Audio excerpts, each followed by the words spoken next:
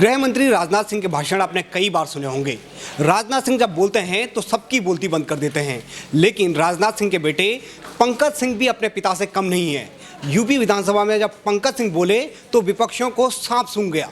माननीय पंकज सिंह क्या आदरणीय अध्यक्ष महोदय, कल सदन में राज्यपाल जी के अभिभाषण पर को सुनने के लिए हम सब यहाँ एकत्रित हुए थे और पहला दिन हम सब लोगों का था। बहुत सारे नए विधायक भी सदन में आए हैं। हम लोगों को भी ये उम्मीद थी कि आज महामहिम के अभिभाषण को सुनकर हम सब लोग अपना ज्ञानवर्धन करेंगे, सरकार की दिशा को समझने की कोशिश करेंगे।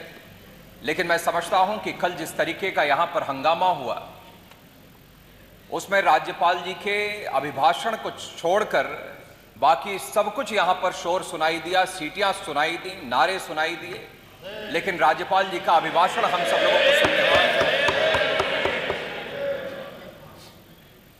शोर मचाया गया, कागज के गोले बनाकर पीठ की तरफ फेंके गए, पोस्टर्स को फाड़कर गोला बनाकर पीठ की तरफ फेंका गया, राज्यपाल जी को चोट पहुंचाने की कोशिश की गई। और मैं देख रहा था कि सामान्यतः पहले भी जो सदन में हम सब लोगों ने देखा कई बार हुआ होगा, लेकिन उसमें भी हमने अभी तक जो देखा था उसमें कागज के गोलों को कहीं उठाकर उसका फेंक कर विरोध तो दर्ज करते हुए देखा था, लेकिन बहुत सारे सदस्यों को गोला बनाकर, टारगेट बनाकर राज्यपाल जी की तरफ जो फेंका गया, मैं समझता हूं कि इससे हम सभी नए विधायक और कई लोगों से चर्चा हुई, हम लोगों से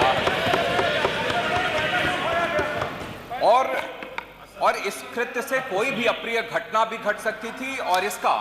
और ये हम सब लोगों की भी जिम्मेदारी है कि जनता ने अपने अपने क्षेत्र में से चुनकर हम सब लोगों को यहां पर भेजा है, तो जनता की आवाज उठाने के लिए, जनहित के मुद्दों को यहां पर उठाने के लिए भेजा है।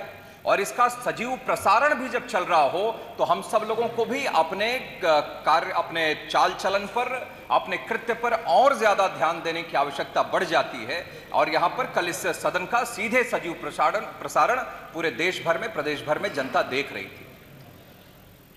माननीय राज्यपाल जी की गरिमा को ठेस पहुंचाई गई और एक राज्यपाल जी हमारे प्रदेश के संवैधानिक प्रमुख, इस बात की भी चिंता हम सब लोगों को करनी चाहिए थी।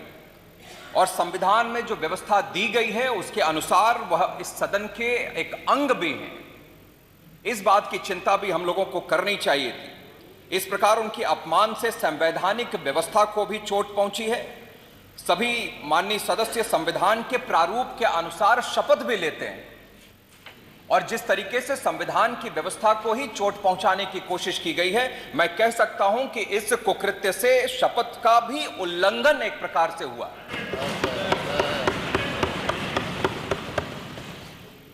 और चूंकि कुछ सदस्यों के आचरण से संवैधानिक व्यवस्था पर चोट पहुंची है महोदय, और जब मैं बोल रहा हूं तो मुझे यह भी ध्यान आता है कि सदन में गोविंद बल्लभ पंत जी, संपूर्णानंद जी, चौधरी चरण सिंह जी जैसे लोग, महान विभूतियों ने इस सदन में आकर इसको गौरवान्वित करने का काम किया है। हम सब लोगों को ऐसे नेताओं के जीवन से भी सीख लेने की आवश्यकता है। और चूंकि कल 15 तारीख को जिस तरीके से संवैधानिक व्यवस्था पर चोट पहुंची है, मैं इस प्रश्न को औचित्य के रूप में उठाए जाने हेतु आपकी अनुमति चाहता हूं महोदय। ठीक है, आप